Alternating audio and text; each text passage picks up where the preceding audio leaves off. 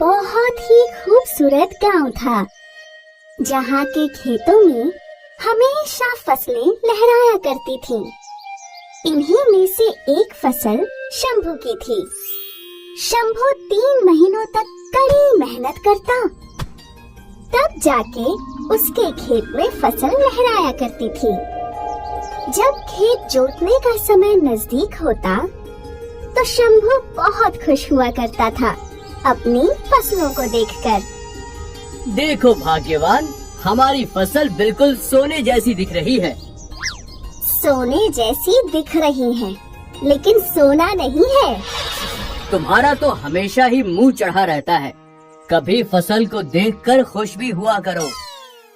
जब आप खेत से सोना उगाएंगे ना, तब मैं जरूर खुश होंगी। आप जो कुछ भी उगाते हो, उससे तो मुश्किल से हमारा घर चलता है। शादी के समय में कितने अरमान लेके आई थी कि मेरा पति मुझे गहनों से लाद देगा, लेकिन सब अरमान टूट गए। शंभू की पत्नी उसे हमेशा ताने मारा करती थी। कुछ महीने बीत गए और आज शंभू खेतों की जुताई कर रहा था। उसने अपनी कुदाल उठाई और जमीन पर मारी, तो उसकी कुदाल किसी चीज से टकराई। शंभू ने अपने हाथों से आसपास की मिट्टी हटाई और उसे वहाँ एक मिट्टी का घड़ा मिला। ये यहाँ कैसे आया? खैर कोई नहीं, इसे अपने साथ घर ले जाऊंगा। शंभू ने घड़े को बगल में रखा और वापस खेत जोतने लगा। सुबह से दोपहर तक मेहनत कर वो बहुत थक गया था। उसने अपनी कुदाल उस घड़े में डाली और उसी के पास पेड़ के नीचे सो गया। जब शंभू उठा तो वो हैरान हो गया, क्योंकि अब एक के बदले 3 कुदाल थी। ये बाकी के 2 कुदाल यहाँ किसने रखी? मेरे पास तो सिर्फ एक ही कुदाल थी। खैर जो भी हो, अच्छा है, मैं इसे घर ले जाता हूँ। शंभू उस घड़े को घर ले गया। अरे भाग्यवान, आज तो गजब ही हो गया। मुझे ये घड़ा मिला और फिर मैंने इसमें अपनी कुदाल रखी, और जब मैं नींद से उठा तो इसके अंदर एक की जगह 2 कुदाल थी। ये देखो, 3। जरूर ये कोई जादुई घड़ा है। क्या कुछ भी बोल रही हो? कभी तो मेरी बात मान लीजिए। चलिए इसे आजमाते हैं। और वो कैसे? मैं इसमें अपना ये कड़ा डाल रही हूँ, फिर देखते हैं। शांता ने उसमें अपने हाथ का कड़ा डाला और वो लोग दूसरे कमरे में चले गए। रात में अपने आप वो 1 से 3 हो गए, और फिर जब सुबह शांता और शंभू ने घड़ा देखा तो मैं ना कहती थी कि ये घड़ा जादुई है। हाँ, ये तो सच में जादुई घड़ा है। हमारे तो भाग्य खुल गए। हम अमीर बन जाएंगे। मेरी शादी के सारे अरमान पूरे हो जाएंगे। हाँ भाग्यवान, पर थोड़ा आराम से। इस जादुई घड़े के बारे में किसी और को पता नहीं चलना चाहिए। मैं क्या मूर्ख हूँ जो ढिंढोरा पीटूंगी? ठीक है, अब मैं खेत जा रहा हूँ। शंभू अपने खेत चला गया और यहाँ शांता हर चीज को 1 से 3 बना रही थी। पहले उसने अपनी एक अच्छी साड़ी उस घड़े में डाली। कुछ ही देर में वो 3 साड़ियाँ हो चुकी थी। फिर शांता ने अपने सोने के कंगन डाले, वो भी 1 के 3 हो चुके थे। फिर क्या था, शांता को जो कुछ दिखता वो उसे 1 का 3 बना रही थी। शाम होने पर जब शंभू घर आया तो वो अपने घर को देखकर हैरान रह गया।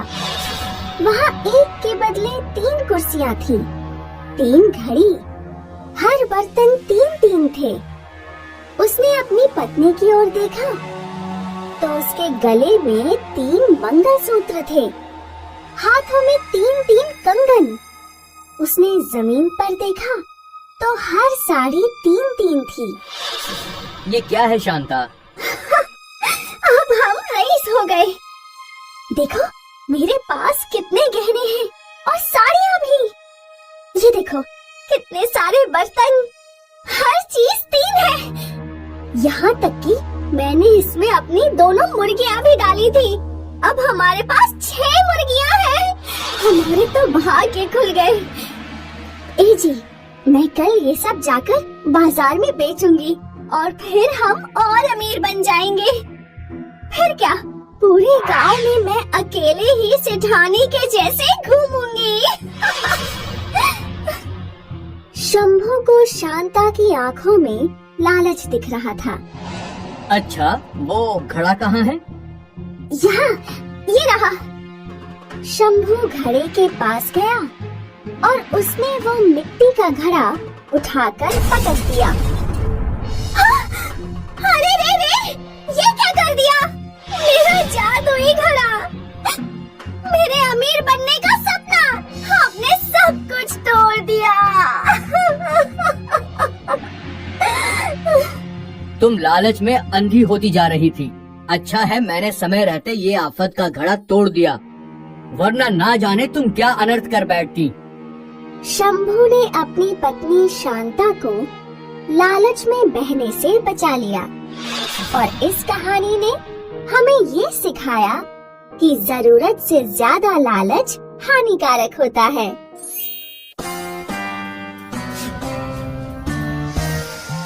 एक समय की बात है, बिरजू नाम का एक किसान था। बिरजू के खेत नहर से बहुत दूर थे। बिरजू को रोज 2 घड़ों में नहर से पानी भरकर खेत तक ले जाना पड़ता था। लेकिन बिरजू बहुत खुश था। उसे इस बात की तसल्ली थी कि नहर के पानी से उसके खेत हरे भरे तो थे। लेकिन बिरजू की पत्नी दीपा को हमेशा ये शिकायत रहती थी कि बिरजू को बहुत कष्ट उठाना पड़ता था। आप कितनी मेहनत करके इतनी दूर तक पानी लाकर इन खेतों को सींचते हैं। अब किसान हूँ तो खेती तो करनी पड़ेगी ना, और मैं तो इसी में संतुष्ट हूँ कि मेरे खेत हरे भरे हैं। आप जो भी बोले, लेकिन मुझे आपकी ये मजदूरी बिल्कुल नहीं पसंद। बिरजू फिर भी रोज घड़ों से पानी लाता गया। एक दिन की बात है, बिरजू ने घड़े उठाए और उसने देखा कि एक घड़े के ऊपरी हिस्से में एक छेद हो गया था। लेकिन वो देख बिरजू मुस्कुराया। बिरजू घड़े लेकर नहर पर गया और रोज की ही तरह उसने घड़ों में पानी भरा और उन्हें अपने कंधों पर लाद कर लौटने लगा। जो घड़ा फूटा हुआ था उस घड़े में से पानी चूने लगा, लेकिन बिरजू फिर भी नहीं रुका। वो खेतों तक पहुंचा और उसने देखा कि एक घड़ा तो भरा हुआ है पर एक आधा खाली है। बिरजू ने बचे हुए पानी से खेत सींचा। हर रोज बिरजू को 6 बार घड़ों से पानी लाना पड़ता था, लेकिन अब उसे 8 बार पानी लाना पड़ रहा था। ये देख उसकी पत्नी दीपा बोली, इस फूटे घड़े को फेंक क्यों नहीं देते? इससे तो सिर्फ आपकी मेहनत बढ़ ही रही है। तुम नहीं समझोगी इस फूटे घड़े का महत्व। वक्त आने पर तुम्हें जरूर बताऊंगा। बिरजू फिर भी अपने दोनों घड़ों से खेत को सींचने के लिए पानी लाता रहा। फूटे हुए घड़े की वजह से जो पानी चू रहा था उससे रास्तों में फूलों के पौधे उगने लगे। ये देख बिरजू मुस्कुराया और जब वो वापस खेत लौटा, अब तो कम से कम एक नया घड़ा ले लीजिए। कब तक इस फूटे घड़े का इस्तेमाल करते रहोगे? चलो मैं तुम्हें इस फूटे घड़े की अहमियत बताता हूँ। बिरजू दीपा को उसी रास्ते ले गया। ये जो तुम्हारी दाईं ओर फूल के पौधे देख रही हो, वो उसी फूटे घड़े की बदौलत है।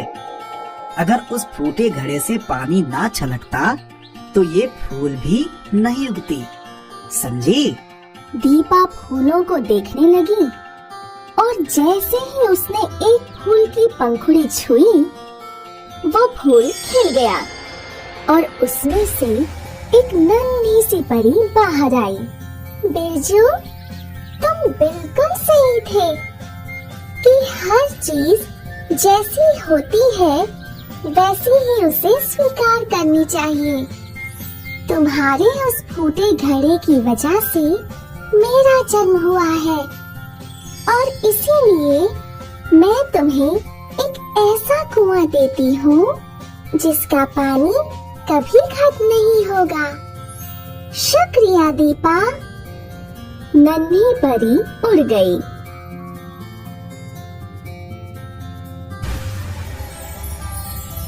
मैं नहीं कहता था कि वो फूटा घड़ा बहुत ही मूल्यवान है। हाँ जी, और आज उसी फूटे घड़े की वजह से हमारी सबसे बड़ी समस्या हल हो गई। हमें अपना खुद का कुआं मिल गया। हाँ, इसीलिए कहते हैं जो जैसा है वैसा ही सही है।